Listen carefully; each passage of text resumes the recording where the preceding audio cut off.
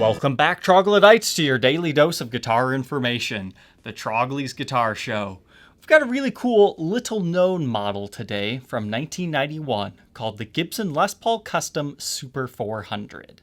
These were made from late 1990 through early 1992, and not very many people know about these things. They did them in an ebony finish like this one, and classic white, which is the rarer of the two. Now, I couldn't find any actual information as to how many were produced from reliable sources, but I saw the number 116 pop up for white and 200 for ebony. So those probably aren't 100% accurate, but that tells you just how limited edition these things were. But these things are a little bit more special than a regular Les Paul Custom from this era for three reasons. First off, they are a Custom Shop Edition. Now keep in mind, just because your guitar says Custom Shop Edition on the back of the headstock does not actually mean it was made in the custom shop. I mean, keep in mind, this thing was made in 1992, and the Gibson Custom Shop, as we know it today, was not produced until 1993. So what exactly does this stamp even mean? It simply meant it was a limited edition. It was used from late 1982 until 1994. So my favorite Les Paul model, the Spotlight Special from 1983, also has one of those. The only difference is it was at the top of the headstock instead of the bottom. And something even as crazy as the Explorer XPL had one of these things. It just meant it was a limited edition run of some sort. It was still made on the production line just like the rest of the guitars, but they might have got some special attention. I mean, let's face it, something as freaky as this to examples as beautiful as these have that. But it just happens to be one of my favorite features on this guitar. And as I was saying earlier, that was used all the way until 1994. The earliest historics from the custom shop actually had that decal on at the same spot before they ditched it. And the second thing is probably the most notable difference about this guitar. It's got Super 400 inlays. That's what these split blocks are called, Super 400s. It's got an alternating pattern of 2 slashes through the block and 1. And then that goes all the way up the neck. Now, if you're not really familiar with Gibsons, but you've been around the modern era, you might think, so it's kind of like a Les Paul Supreme, right? Yeah, except for these are a good decade older than the Les Paul Supreme. But if you're a 70s Gibson fan, you might say, that's just like the 25-50th anniversary Les Paul. Yes, you've got that going for you. These were also found on the Super Customs. And that's how I initially found out about this model. I was looking for a black 25-50, and that's when these things showed up. But no, that is not the origin of this one. It actually comes from the 1930s. In 1934, Gibson introduced something called the Super 400, which was the highest end archtop in its day, that ranked above the Holy Grail L5. But you'll notice between this one and a Les Paul Supreme that the inlays stop right here at the 17th fret. Why is that? It's a tribute to the original. They only had 8 inlays on their neck, whereas the Supremes go all the way up the neck with 10 inlays. So that's a pretty cool feature, and it makes these different from any other black Les Paul Custom you'll find out there. But the third feature that I didn't even realize until I started to look at this guitar a little bit longer was the headstock. Look at this thing. Does this look different to you guys? No, it might not look different to us today because it's the modern Gibson headstock logo. But this was a big thing in 1991. This was something relatively new. Because this is what a standard 90s Les Paul Custom headstock would look like. Notice, it's rather wide looking, it still kind of has that 80s vibe to it, and particularly notice the actual Gibson wording itself. Do you see how blocky it looks? Well, if you didn't, now you can see the difference. This is the Super 400 over here. You can see that this headstock is much wider in its look. This one is a little bit more stylized. It looks closer to a 50s Gibson Les Paul Custom. And definitely take a look at the logos here. The Super 400 is more rounded and it looks like what they're still using yet today versus this really blocky looking version. But other than that, these two guys are actually very similar. There's not that much more different besides the inlays and the headstock shape and logo. So this is like the prehistoric Gibson headstock when they were kind of going into the modern era. Now, what does prehistoric even mean? It means anything that was made before the custom shop was officially opened in late 1993. So you'll sometimes see that term thrown onto 80s Gibson Les Pauls that are built in the reissue style. So here's the big question. Is this actually a prehistoric? Not in my opinion. In order to be a prehistoric, you have to have an ABR1 bridge. This one does not. It has a Nashville style with posts in the body. It does not have thin binding in the cutaway. It has the incorrect thick binding. And the most important feature that excludes this from being a 57 reissue custom is it's got a maple top, not a mahogany. So this thing's kind of in a funky little category all in itself. It's not quite a prehistoric, but yet it still has the fancy Gibson headstock of the time. So that about wraps up the 3 big features for this guitar. Let's go ahead and throw it on the workbench to learn a little bit more. But if you appreciate just how glossy this guitar looks in this video, here's about 3 hours worth of footage sped up really quickly to show just how much work I had to put into this one to make it look presentable. Somebody deeply loved and cared for this guitar. And based on the situation of how I purchased this guitar, I'm guessing the original owner and the guy who played this one is no longer with us. So whoever owned this guitar, this video is tributed to you as well. Now that we've got her all clean, let's go ahead and take a look at the individual parts. So this is kind of an interesting find that I'm glad to see because I can teach a lesson. Sometimes you can find mix match pickups in guitars, but it really depends on the era that you're in. Like sometimes when the Tim Shaws were coming in, you could find a T-top in the neck and a Shaw in the bridge. This is another era, late 1991, where sometimes you'll see the brand new Gibson USA base plate versus the old style that they were using. I was talking about this in my last Goodwood era video, how the base plate was different. This is what I'm talking about. It'll still have your patent number. A lot of people will try to pass these off as Tim Shaws all the time, but they're not. They're a 490 series thing. But then the other characteristic mark are these 4 large screws. So that was them just using up the old base plates from the Tim Shaw era. And from 1988 through 1990, plus or minus 6 months either side, you can also find something called Bill Lawrence, the original pickups. Now, I'm not really sure exactly what models these are because the readings are a bit strange. So we get an 8K ohm resistance on the bridge pickup, so I would expect something like a 490T. But then in the rhythm pickup position, it's actually slightly hotter. It's about 8.5. But looking into the control cavity, I believe this is the stock set of pickups.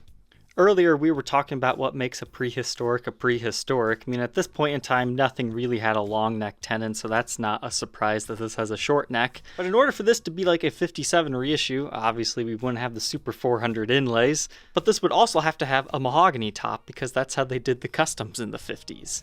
Now, I'm not sure if the finish just didn't take at the factory or if somebody did a little bit of light sanding to see if it was a maple or mahogany top. It feels like there's a clear coat over it, so I'm not really quite too sure, but you can see the maple top slightly exposed right here. Now, if you're ever curious what top your guitar has and you can't see it anywhere, I would suggest just taking some sandpaper and doing it lightly right here, because it's inconspicuous. You wouldn't know it unless you're verifying the guitar. And then you can see what color of wood's underneath. That's what the neck pickup cavity looks like. And then we've got our bridge pickup cavity here. You can see it's got a little bit of wear right there as well. But no fancy markings in here or anything. Or if there was, it's probably been covered over in black paint.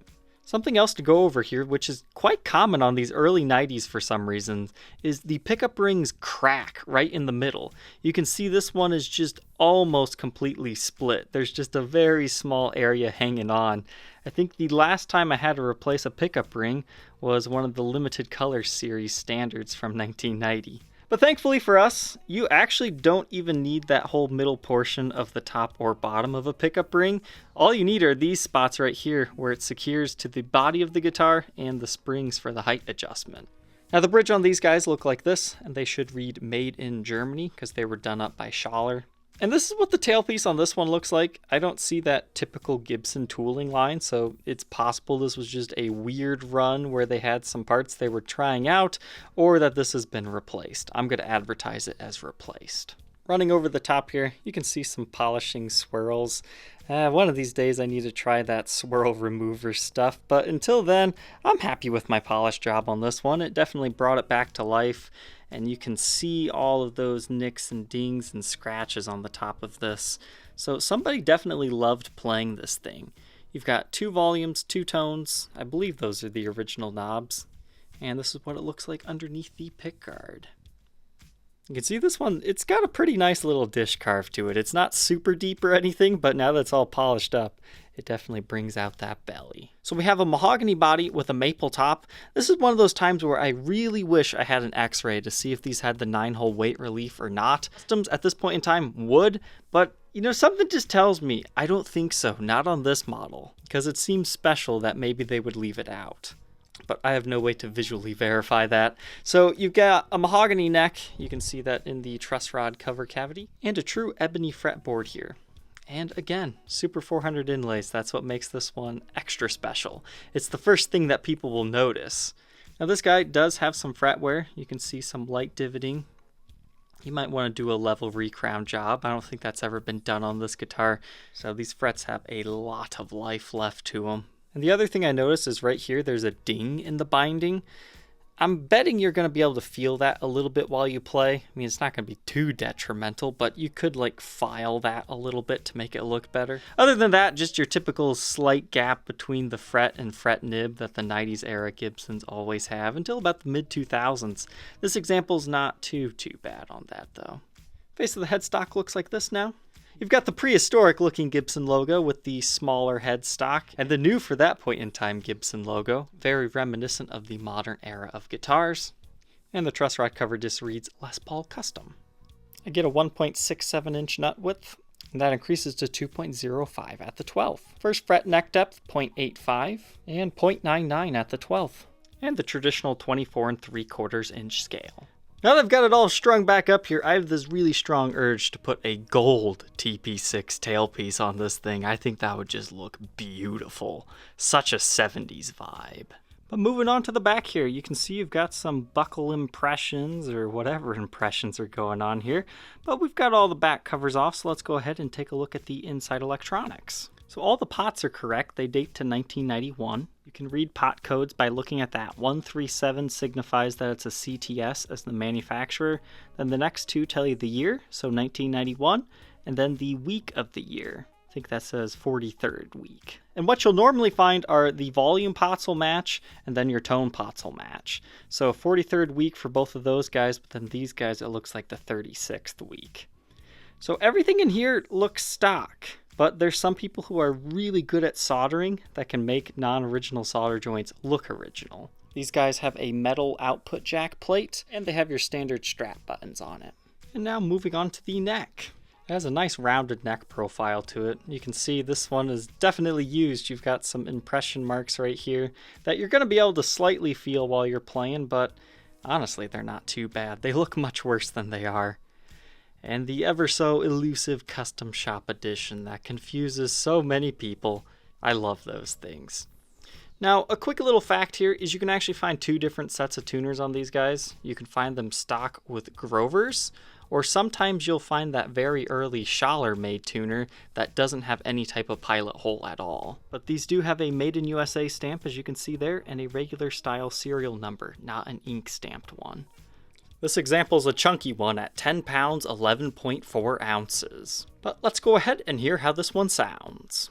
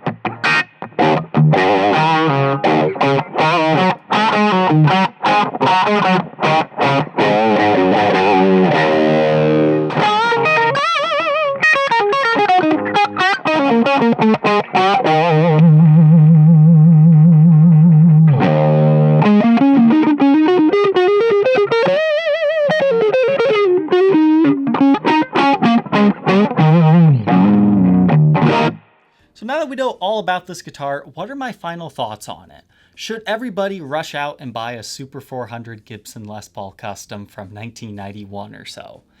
No, I mean, it's really only a collector's guitar in my opinion, or somebody who loves black customs but wants something different from everybody else. Because even though this headstock might have been cool back in the day, it was something new and an upgrade, it's what's on pretty much every Gibson Les Paul Custom nowadays.